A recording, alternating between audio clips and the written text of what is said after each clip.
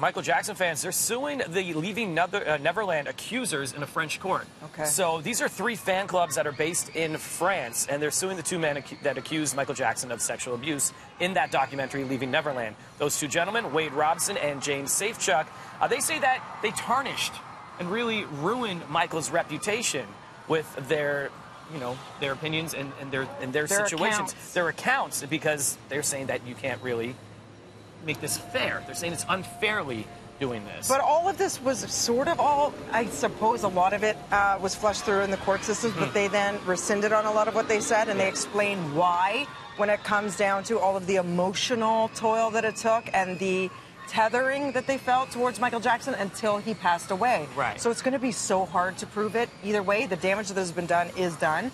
But at the same time, there have been facts that have come out that dispute some of their own. So there's so much in question. There will always be. There is. So these fan clubs are saying that the allegations they don't think are true, and it's kind of ruined his reputation. They're taking legal action in France because French defamation law extends libel protection beyond death, where in the British legal systems it does not. So they're asking for €1 each fan in damages. Oh my gosh. Yeah, it's symbolic more than anything. Right. And Jackson Estate, of course, denies the allegations, and they support this lawsuit.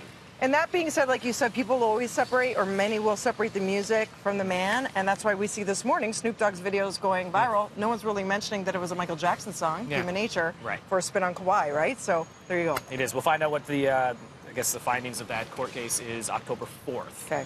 Something that happened on the Twitter sphere yesterday, Not My Ariel, was the hashtag that was going around yesterday after the announcement that black singer and actress Halle Bailey was cast as Ariel for the live-action remake of The Little Mermaid. And there I was thinking, good, is this even a big deal anymore? Shouldn't this be the new normal? Great, all is well. And then 24 hours after the news that there was the new Ariel selected in Halle Bailey, what were people saying about the Not My Ariel? Well, isn't she a fish?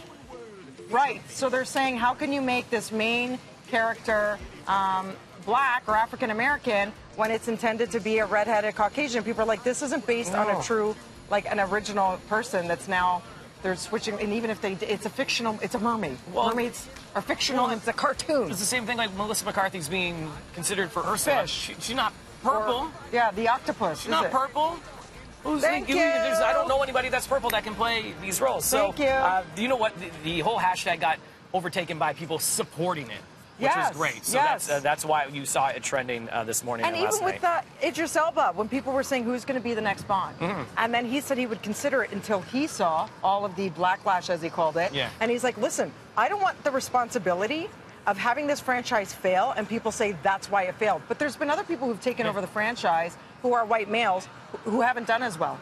So but he doesn't want to have to wear that, which is sad, right? So thank goodness most people are being positive. That's it. And we're speaking of race and gentrification in a new movie called The Last Black Man in San Francisco. I sat down with the star. The star also wrote it with the director. We're going to have that chat coming up. Awesome. Thanks, Dee. Right now we're throwing things downstairs to Mel in the newsroom. Good Friday morning.